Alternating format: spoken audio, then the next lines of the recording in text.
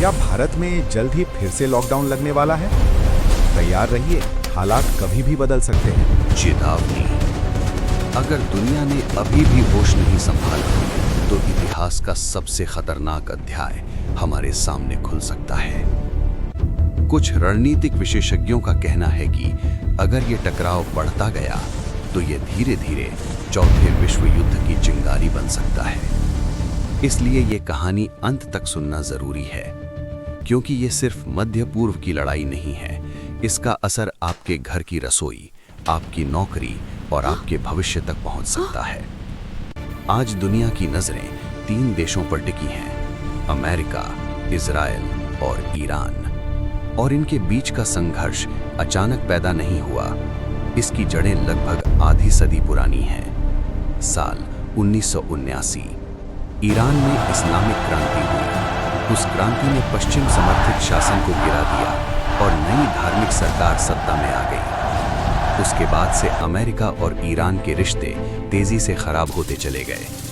अमेरिकी दूतावास बंधक संकट, आर्थिक प्रतिबंध और फिर लगातार बढ़ती राजनीतिक दुश्मनी। दूसरी तरफ इजराइल और ईरान के बीच भी अविश्वास गहराता गया। इजराइल को डर था कि अगर ईरान क्षेत्र में बहुत ताकतवर हो गया तो ये उसकी राष्ट्रीय सुरक्षा के लिए खतरा बन सकता है। इसी डर के बीच एक और बड़ा मुद्दा सामने आया, परमाणु कार्यक्रम। ईरान का कहना था कि उसका परमाणु कार्यक्रम ऊर्जा और वैज्ञानिक अनुसंधान के लिए है, लेकिन अमेरिका और इजराइल को शक था कि ये कार्यक्रम परमाणु हथियार बनाने की दिशा में बढ़ रहा है। परमाणु बम किसी भी देश के लिए सिर्फ एक हथियार नहीं होता, ये शक्ति का प्रतीक होता है। जिस देश के पास परमाणु हथियार होते हैं उसके खिलाफ सीधा युद्ध करने से कई देश डरते हैं। परमाणु बम एक ही विस्फोट में पूरे शहर को खत्म कर सकता है। लाखों लोग कुछ ही मिनटों में मर सकते हैं।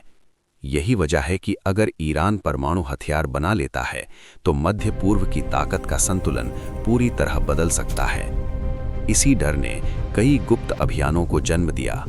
साइबर हमले, गुप्त ऑपरेशन और वैज्ञानिकों की रहस्यमयी मौतें। दुनिया ने एक बड़ी घटना जनवरी 2020 में देखी। इराक की राजधानी बगदाद के पास एक सड़क पर गाड़ियों का काफिला चल रहा था। आसमान में एक अमेरिकी ड्रोन उड़ रहा था। कुछ ही सेकंड बाद मिसाइल दागी गई, विस्फोट हुआ। उस हमले में ईरान के शक्तिशाली सैन्य कमांडर कासिम सुलेमानी की मौत हो गई। ये हमला अमेरिका ने किया था। ये घटना पूरे मध्य पूर्व में एक बड़ा झटका थी। ईरान में लाखों लोग सड़कों पर उतर आए। सरकार ने बदला लेने की चेतावनी दी। कुछ ही दिनों बाद ईरान ने जवाब दिया। ईरान की सेना ने इराक में मौजूद अमेरिकी सैन्य अड्डों पर मिसाइलें दागी। रात के अंधेरे में कई मिसाइलें अमेरिकी एयरबेस की तरफ बढ़ी। धमाके हुए, इमारतें हिल गईं, कई सैनिक घायल हुए।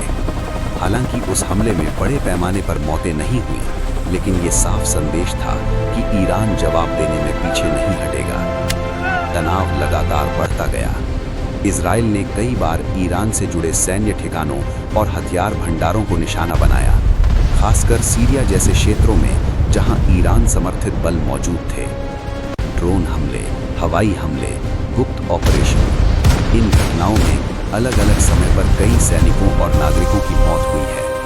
लेकिन इस पूरे संघर्ष का सबसे खतरनाक केंद्र है एक समुद्री रास्ता, हॉर्मुज़ जलडमरू मध्य। ये दुनिया के सबसे महत्वपूर्ण तेल मार्गों में से एक है। दुनिया के लगभग 20% कच्चे तेल का व्यापार इसी रास्ते से गुजरता है। हर दिन विशाल तेल टैंकर इस संकरे समुद्री रास्ते से गुजरते हैं। अगर ये रास्ता बंद हो जाए तो पूरी दुनिया की ऊर्जा सप्लाई हिल सकती है। इसी कारण ये क्षेत्र रणनीतिक रूप से बेहद महत्वपूर्ण है, लेकिन इसे कब्जे करना आसान नहीं है। ये संकरा समुद्री मार्ग पहाड़ी तटों से घिरा हुआ है। ईरान के तटीय मिसाइल सिस्टम और नौसेना यहाँ मजबूत निगरानी रखते हैं। इसके अलावा कई वैश्विक नौसेनाएं भी इस क्षेत्र में मौजूद रहती हैं। इसलिए कोई भी देश इसे आसानी से कब्जे में नहीं ले सकता। अब सवाल आता है कि इसका भारत से क्या संबंध है। भारत अपनी ऊर्जा जरूरतों का बड़ा हिस्सा आयातित तेल से पूरा करता है। मध्य पूर्व भारत के लिए तेल का महत्वपूर्ण स्रोत रहा है। जब इस क्षेत्र में तनाव बढ़ता है तो तेल की कीमतें बढ़ जाती हैं और जब कच्चा तेल महंगा होता है तो उसका असर पेट्रोल, डीजल और एलपीजी गैस पर पड़ता है। भारत के करोड़ों घरों में खाना गैस सिलेंडर पर बनता है। अगर सप्लाई चेन प्रभावित होती है तो कई जगह गैस सिलेंडर की डिलीवरी धीमी हो सकती है। कुछ लोगों को बुकिंग के बाद लंबे समय तक इंतजार करना पड़ता है। रसोई में चिंता बढ़ने लगती है। व्यापार पर भी असर पड़ सकता है। जब ईंधन महंगा होता है तो ट्रांसपोर्ट महंगा हो जाता है और जब ट्रांसपोर्ट महंगा होता है तो बाजार में हर चीज महंगी होने लगती है। सब्जियां, अनाज, दूध, मटीरियल, छोटे व्यापारियों की लागत बढ़ जाती है। अगर ये युद्ध 1 महीने तक चलता है तो इसका असर और गहरा हो सकता है। अब बड़ा सवाल ये है कि क्या ईरान हार मानने वाला है? इतिहास बताता है कि ईरान अक्सर अपने राष्ट्रीय हितों पर सख्त रुख अपनाता है, लेकिन साथ ही कूटनीति और बातचीत के रास्ते भी खुले रहते हैं। आज की स्थिति में ये कहना मुश्किल है कि ये संघर्ष किस दिशा में जाएगा, लेकिन अगर तनाव लगातार बढ़ता गया और बड़े देश इसमें शामिल होते गए तो दुनिया एक बड़े संकट की ओर बढ़ सकती है। इतिहास हमें चेतावनी देता है। पहला विश्व युद्ध भी एक छोटे संघर्ष से शुरू हुआ था। दूसरा विश्व युद्ध भी धीरे धीरे बढ़ते तनाव से शुरू हुआ और आज दुनिया के पास परमाणु हथियार है, लंबी दूरी की मिसाइलें हैं, ड्रोन युद्ध है।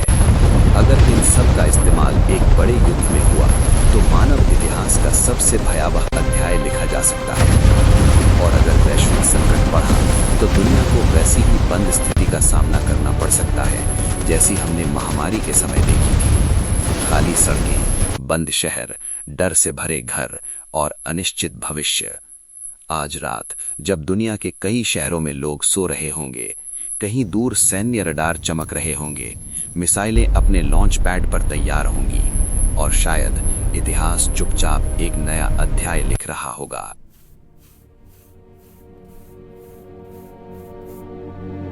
अजय का वो मार्च महीना था जब कोरोना वायरस की वजह से लॉकडाउन हिस्ट्री फिर से इस महीने में रिपीट हो रही है और हम सबको मिलके इसको भी हराना होगा। अगर ये वीडियो अच्छा लगे तो चैनल को फॉलो करो, सब्सक्राइब करो और शेयर करो अपने बुद्धू दोस्तों को। मैंने भी किया।